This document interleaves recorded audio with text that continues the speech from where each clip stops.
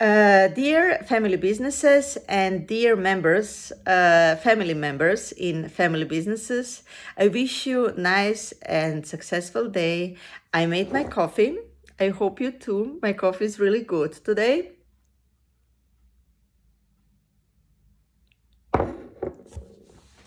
And for today, I prepared one really interesting topic, as all of them are, but this one is really the best.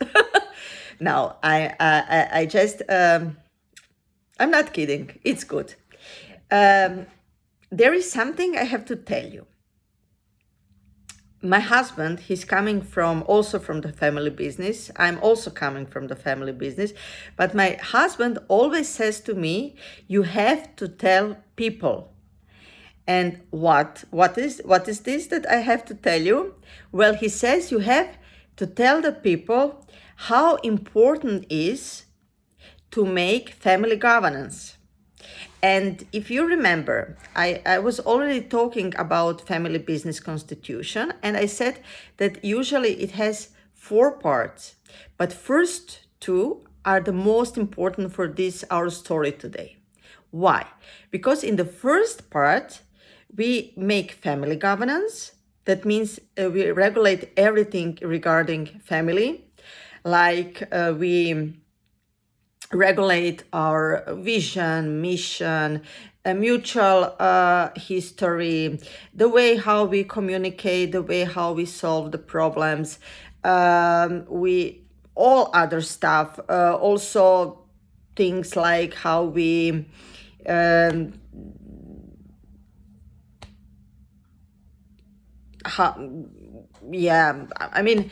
all. Somehow I miss the best example, but I'll just keep talking. Like everything regarding family. Because in the second part of the family business constitution, this one is called corporate governance. And corporate governance is more or less everything regarding family business. And when I say it's important to make corporate governance, the people usually say, no, we already have our business constitution, like the one we made when we started the company, or we amended it with the time. And I say them, this is not the same document. Of course, you have this business constitution, but this is not family business governance as a part of family business constitution. And anyway, now we go back to the family governance.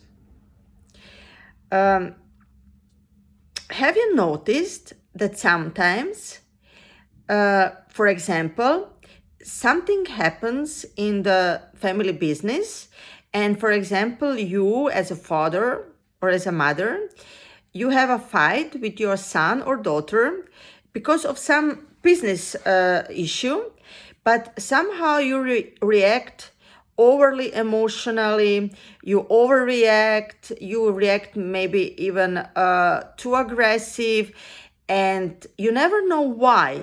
Because this business issue that you have, it's not so complicated at all. It's like something that you can solve, but your reaction is somehow overreacted, and you don't know why this happens. But it may be that the reason for this reaction is some unsolved familiar issue that you somehow transfer on the terrain of your family business. And this is what my husband says. You have to tell people that it's totally important to make family governance and to make a way with other family members in order to find a way how to solve these familiar issues, so that these familiar issues would not somehow interrupt your daily business in the family firm. And this is the reason. Because why? For example, it's enough when you had such an argument with your son or daughter, and there was some secretary that heard it. There is even if she doesn't talk about it around, still she knows that there is something that's not really functioning between you and your children.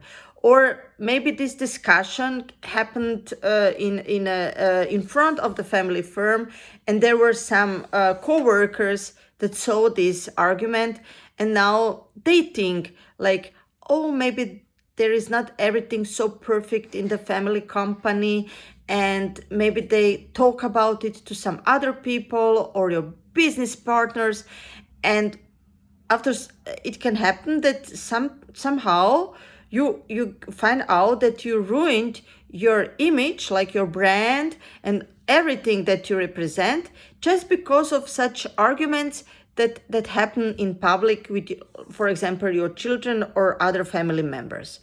And there is no need for such situations.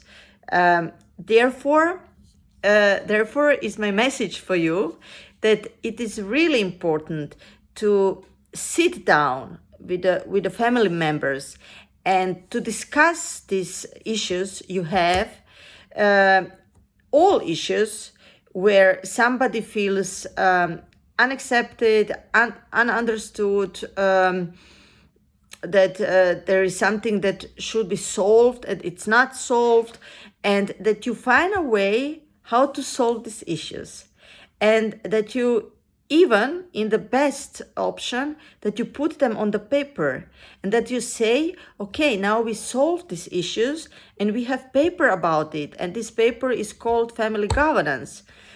And of course, it can happen that these issues happen again, or maybe some other issues will pop up. But now you learn how to solve these issues, and you learn how to solve all future issues. And you learned that you can solve these issues in the family, and you do not have to take them into the field or terrain of your family firm, of your family business. And yeah, this is my message for today. I speak for 7 minutes now, and somehow I hope that you understood my thoughts and the importance of somehow division of these two parts of life, more or less for the sake of having a healthy, vivid, lively family business that can expand, that can be successful. And at the same time, successful and healthy family. So I hope I gave you some ideas. I hope that maybe if you're in a such situation that you're now eventually started to think about it, or how to solve this situation, or how to proceed to this situation. And yeah, I wish you a nice and successful day, and we'll see you in some another video. Thank you very much. Bye-bye.